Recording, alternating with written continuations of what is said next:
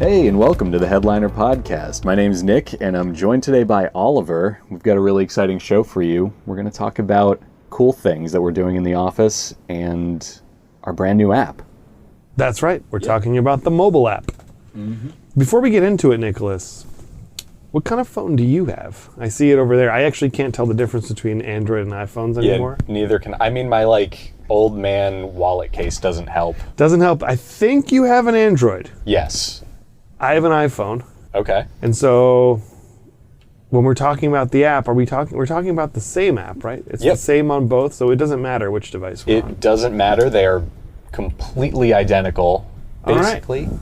We found out that a lot of our users, they were having a hard time, not even a hard time, they just wanted an easier way to get their completed videos and share it onto social media. Mostly Instagram. Yeah, mainly Instagram is a pain to share to if you don't have the media on your phone. Yeah. So went ahead, we made an app. With the app, you can access all of your exported videos as well as set up automation feeds. I mean, you can basically just take your completed videos, share them to Instagram, all from the comfort of this app. It's pretty simple. Yeah. It's pretty basic. It's just what it gets the job done. Yeah, exactly. So Nicholas, I thought it would be fun this week if you want to pull up that app and we can kind of do like a guided walkthrough meditation type thing. A guided meditation on how to use the app. Why not? So just, I'm going to open my app. Did you open it? Yep. Okay, I'm going to open it right. Okay. Are you in? Yes. Okay. I already logged in, so I'm already in. So tell me what you see when you first log in.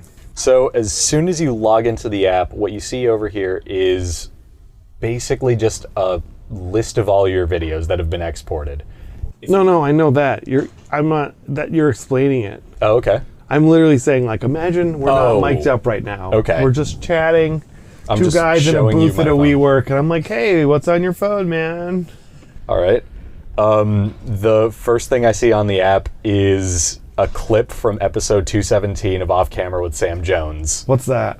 That's like my podcast of choice. It's a show where actors hang out and they just talk about acting and all that nerdy stuff. Is it nerdy? It's pretty nerdy. I thought about this the other day, actually. I was listening to, I think, I thought about this a few times, but, you think of actors as being so cool and tough. Yeah. But then, there's also this other narrative in the media of, the nerdy drama kids. Mm-hmm. That's true, yeah. But it's wait a minute, it's all the same people. You know what I mean? Yeah, it's literally just I'm on Kimmel, so I'm going to sound, really cool and interesting. Versus, an hour later, they're just on their phone, probably listening to some other actor talk about their life. I don't know. I think actors are just kind of geeky in general. Yeah, I say that as a former theater kid though. So I saw people geeking out about acting. Yeah, I mean, I was only involved in musical theater. Okay. In high school and high school. Yeah. I really like it, but it was I'm not a good singer, so that kind of limited me with my options. But yep, been there. That kind of specific niche is its own. It's like the cross section of music and acting. Yeah. So you can imagine it gets. Yeah, I mean, in my experience, all the people I ever did anything with, if you go to the movies with them, people just actively hate going to the movies with theater people. I think that's genuinely the rule, because especially with me, they'll be watching a movie, and when you're watching a movie, you're just watching it. Maybe you're talking to a buddy during it. But every theater person I've ever gone to the movies with is dissecting it live. You wouldn't be that surprised if one of them pulled out a pocket notebook and started jotting down things they noticed. And I'm okay, well, I'm just trying to watch Star Wars. Right. That's my brother. He has a PhD in ethnomusicology. So yeah. If you listen to the right type of music, he'll be like, do you hear the polyrhythms? And I'm It's a very me thing to say. Yeah. And I'm I guess so. I don't know. And he's oh, you're a doctorate in this. But yeah, I think there's enjoying versus how people enjoy. Yeah. If you're really into something, it becomes hard to enjoy it. No, exactly. One of my friends can't watch American Idol or any music show because if she tries to watch those shows, she's going to start rearranging in her head what she's hearing. Oh, really? Yeah, she'll be this should be a bit slower. This should be in a different key. And I'm no, stop. We're just trying to watch this. They're a little pitchy at the verse. The second verse, they were a little pitchy. Ooh, they didn't need to put some vibrato there. It's okay, well, please stop. Yeah. I don't know. It's all. Yeah, but anyhow, so you see a video from a film podcast. Yeah, exactly. And then if I want And then what else watch do you see? You can play it? Yep, you can play it, you can share it. What happens if you click the share button? Well, on Android, because of just the way Android works, it downloads a copy of it to your phone. So that, first off, if you just want a copy of it, it's there forever until you delete it. So I guess not forever. And you also get links. Do you have a cat? I don't. I'm actually allergic. Me too. Oh, fun. Someone with a cat was in here. Someone just left a cat in here for an hour. Oh my God. It's okay. We're in a very small booth in a WeWork. Yeah. Someone may have sat down here with a cat. We don't know. But okay, we're gonna make it. Yeah, we're gonna truck through it. So yeah, when you hit share, on Android at least, it opens a list of, first, your most used contacts in case you want to send it directly to them. Yep. Your various Google Drive folders that you use often, and then all of the social media apps on your phone. So Yep. from the app, I can share to YouTube, Instagram, Facebook Messenger, Twitter, LinkedIn, Reddit, everything. Yeah. I can even send it to Buffer if I want. Same on the iPhone. Yeah. Nice. So it's I don't know if the processing behind is different or not, but I think you click the button, it's downloading it first. Yeah, the only difference is that on Android, it actually downloads to your gallery, whereas on iPhone, it doesn't. Also here, Apple has an AirDrop, so That's true. there's always this idea, say you're on a subway in New York City and you want to promote your podcast or your video, you get on a subway train, you go to Times Square, you hit that AirDrop button, and bam, anyone is going to get a little... That's some stealth marketing right there. Yeah. Yeah, that's pretty clever. Okay, so...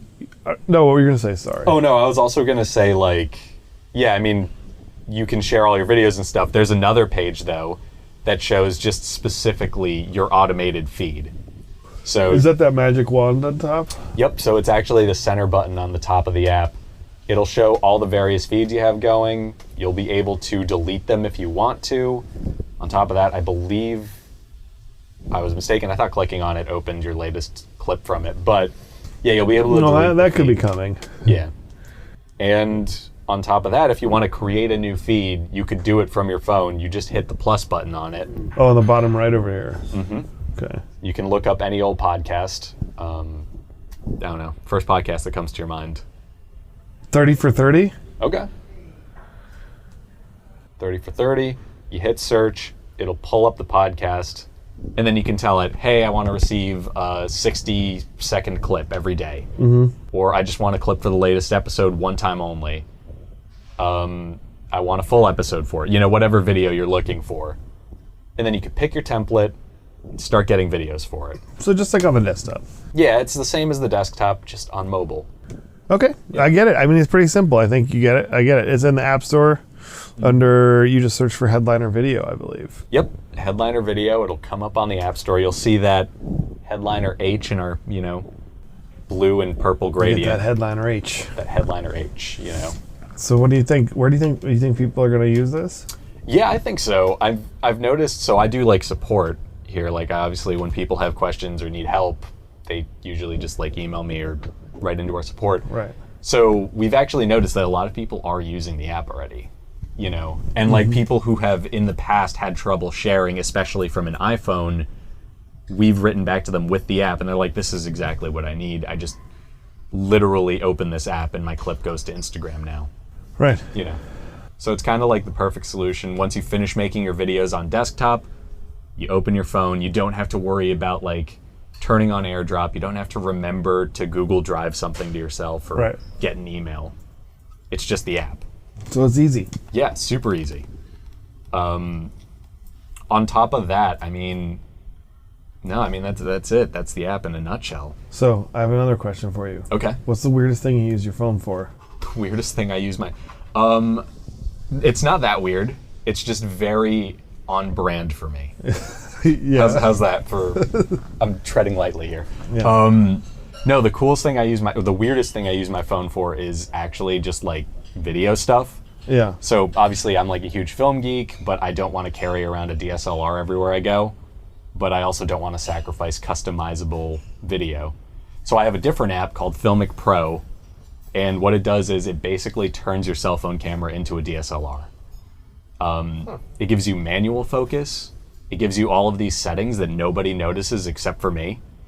and it also shoots. Well, what's an example of like a setting that nobody would notice? Because I don't understand how this stuff works that much, but I have taken a few photography classes. Okay. So like shutter speed and stuff. Is it actually changing the shutter speed? Yeah. Like it really adjusts the shutter of the camera? It is really changed. Well, I mean, digital cameras don't have shutters, but yeah, it's doing... Okay. It's like treating the footage so that it has like the look. Of a shutter. Wait. Slow down. There's no shutter on a digital camera. Because there's a sensor instead. So the sensor... I always thought for some reason, I don't know much about cameras, obviously. Yeah. So the shutter is the device that... opens and closes when you take a picture of it. For those of you listening, I just snapped my hands. I'll put in a little snap sound. Yeah. Yeah. So it's the little thing that like comes down. In a pinhole camera, for example, the shutter would be just like the piece of paper you put over the pinhole. Yeah, exactly. Right? Okay. So a sensor is the camera just always putting stuff... If the sensor is kind of like, does the sensor have a shutter that just accepts the information onto the sensor chip, or like? I don't know the technical side of it that much. I actually literally skimmed an article that explained it like a week ago, and I still don't know it. But it's something like the refresh rate on the sensor is your quote-unquote shutter speed. That's like the fast explanation of it. So it allows you to customize that, and the way that changes your footage is if you have a really fast shutter, you won't have motion blur when you're like filming video and someone's moving their hand. Right. That's how they do like slow motion. If you have a really slow shutter, you do get motion blur. And then for people who are really into film, they typically want double their frame rate as their shutter speed. So like with this app, I'm able to film things with a 1/48th shutter, which is what film is shot in. Ah, okay. So then you can do awesome slow-mo from your phone? Yeah, if I want to do slow-mo, I have the ability to. Just all this really like minute stuff that when you put it together makes something look like a movie. Gotcha. It also films footage flat, which is like the rule in filmmaking. So basically, when you use like a film camera or anything digital these days, they film an image that is super boring. There is like next to no color on it. There's no contrast. It's flat. And then when they put it on a computer, because it was a flat image, there's a lot of data in there. Right. It's like shooting RAW, kind of. Yeah, it's the same principle. Just taking it. It's like taking in all the. It's like kind of like saying that. The way I always understood that is like, tell me if this is right. You're just telling the camera like, take everything in. Yeah. And then later we'll like have the actual settings. Exactly. So you're kind of, as the photographer, you're just capturing the actual framing of it and not worrying about anything else. Yeah, you're not worrying about the lighting too much. You're not, you're just catching all the data so that you can use it later if you need to. And I've been kind of just using my phone for the past, like, basically since Thanksgiving, because I got the app around then. It was on sale. And I got it. I've been playing with it, just like filming random stuff on the way to work and, opening up Final Cut and playing with it afterwards and all that stuff. So that's kind of what I've been doing. I'm also like kind of considering playing with Premiere Rush on my phone, which is like a mobile version of Adobe Premiere that you can then over the cloud send to just regular Premiere. So I'm like half considering playing with it just to see how that works. Right. Yeah, we're in this place too, I think, with the mobile app ourselves, where it's like, how much more creative stuff do we add to it? Yeah, exactly. It's like you have to be pretty dedicated to start. Like, I mean, you're talking about like making essentially like a film school grad over here. Yeah. Going in and getting a special app to fine tune everything, and that's like. We're having the same kind of discussions in some of the meetings now. Like, okay, like how much of Headliner should be in the mobile app? Exactly. Like, where's the glass ceiling? Because after a while, in the case of like trying to edit a movie on your phone, right? Like, there's a point where that just becomes unnecessary. Right. And that's why, the first version of the app just has like share and automation. Because those things, like, you push a few buttons, make a few selections, and you have videos. Yeah, and that's like the direct thing that, needs to be taken care of on your phone at least. Yeah. I do think it's cool, like the idea of making videos on your phone. I just also think there's just a point where like you do need a computer. Right. For some certain things. Oh, yeah. For sure. Yeah. All right, what else? Is there anything else we should talk about this week? Well, I mean, you published a pretty cool Medium article. this week, didn't you? Yeah. We put an article out for we released this like prototype site called Headliner Flicks, and it's a mashup of the UI of Netflix, but all the videos on it are created on Headliner. So they're all the clips are selected through our automation tool. Mm-hmm. And then most of the clips were just automation videos. Some of them, Bailey made some really cool videos for some of the like featured ones. And yeah, you can just check it out at headlinerflix.com. Yeah. It's like I went really fast trying to get it all out. So now I just picked like whatever podcasts were there. So I have to go back and kind of add in some new podcasts. And then about 70 people have actually emailed in their podcasts to be added. So I have to start adding those in. Cool. I think it could become a pretty big thing, so definitely worth checking out. Yeah, it was really cool. I mean, I saw you working on the site, and then obviously when it came out, I just hopped on it, and it is like actually really cool. I really love the videos that Bailey made for it, especially. Yeah. The Dolly Parton one's my favorite. Yeah, the Dolly Parton was great. Yeah. And that's basically what we've been up to. Is there anything else you think we should go over? Well, we have the holiday break coming up. That's true. We do have the holidays. So by the time this drops, it'll be holiday time. Yeah. And after that, it'll be 2020, a whole new decade. So much fun. The Roaring 20s. The Roaring 20s all over again. Yep. I'll be sure to like start 2020 on the right foot. I'll read The Great Gatsby. Yep. You know, that's an excellent way to start. Great Gatsby, go to some speakeasies. Yeah, go to a speakeasy. And I think you're supposed to smoke cigarettes with those really long stem things and wear flowers in your hair. Yeah, that's true. Feathers, not feathers. Feathers? Feathers, yeah. I think the feather thing. Okay. Yeah. There's a lot of cigarettes to be smoked in this. So we'll have another Roaring 20s, except like hopefully this one won't end in the Great Depression. Well, we'll see. Yeah, I mean, but it might start with one. It's 10 years before another one presumably happens to us. Yeah.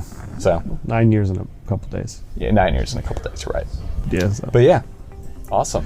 Well, until next time. Yep, until next time. Hope you guys enjoyed the podcast. And yeah, bye.